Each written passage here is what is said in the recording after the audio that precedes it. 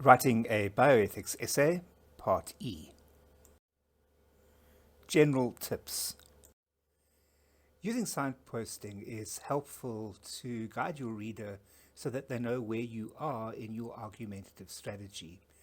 So, for instance, you might say, I will now argue that abortion in these cases is morally justified. Firstly, I'm going to argue that it's justified because it is legal. In South Africa, the law says, etc. So that kind of signposting just gives your readers some idea of where you are. Use appropriate register or appropriate language. So don't use slang or very colloquial language. This is academic work. Don't use contractions like don't. Never use the royal we, so you can write in the first person using I. In fact, we encourage it so that you're able to have your own voice heard. You are here writing in defense of a thesis or a position, and you're entitled to present that position and argue for it.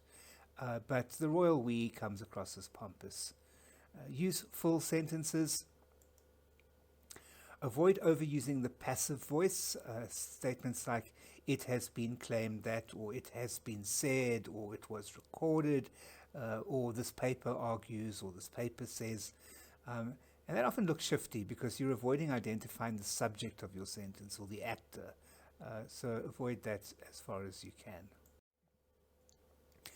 Avoid overly emotional writing. So, terms like the disgusting and degenerate media or the spectacle of mutilated and tortured fetuses. We are trying to convince people with good arguments, and so we are not trying to use emotional manipulation to achieve our ends. Avoid overly florid language, and I'm guilty of doing that here because florid simply means flowery, and you might as well just use flowery because that's what most people will understand. But phrases like Kant's work wields a glorious and majestic sweep don't really help to make good arguments. They just sound pompous. Avoid overly academically technical language or jargon. The ontological foundations of naturalistic empiricism, broadly construed, constitute second-order agent-derivative metaphysical claims. It takes forever for someone to unpack all of that and to try to make any kind of sense of it. And frankly, it is not particularly helpful to people who aren't already technical experts in the field. Remember that if you express a claim very weakly, it's going to be unconvincing. And in this field, you have the license to express your view as long as you defend it with good reasons. In fact, that is the point of the exercise. So try to keep a balance between arrogance and what we might call feigned modesty as well. Also avoid Wissy words unless you really intend them. What does it seems obvious mean? It doesn't actually mean anything. Either it is obvious or it's not obvious.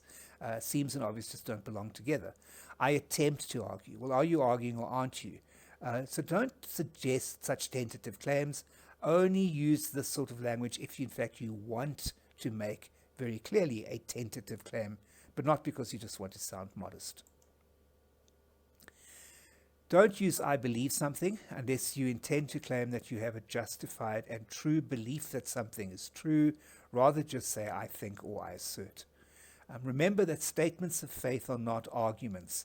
People believe in all kinds of things on the basis of faith, including in fairies and in unicorns. So we have to be very careful not to use statements of faith as though they are truth on their own. You can, of course, make arguments based on faith, but then you need to justify them with good, rational reasons. Present your opponent's position fairly and charitably. Remember that you'd want someone else to do the same for you. Ensure that you are very clear about what is your voice and what is not your voice. And also remember to express your voice. We want to hear what you have to say. But defend your claims. Don't just express them. In terms of the process of writing, don't leave it to the last minute. Remember that you should expect to write a few drafts. You need time to think. You need time to process. Read. You are expected to demonstrate that you know at least some of the literature. Avoid what we call the paralysis of analysis. At some point, you actually just have to start writing.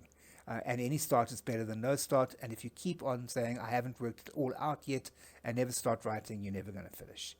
Beware of procrastination. And also remember, you need to produce work that you feel proud of, that can be good, but you shouldn't become bogged down in seeking perfection. Otherwise, you'll just never get out of the starting blocks. Proofread your work very carefully, because remember, errors are going to create a very bad impression. And keep copies of the work that you have done. These are just some basic useful reading resources that you might like to consider. And that's it. Good luck.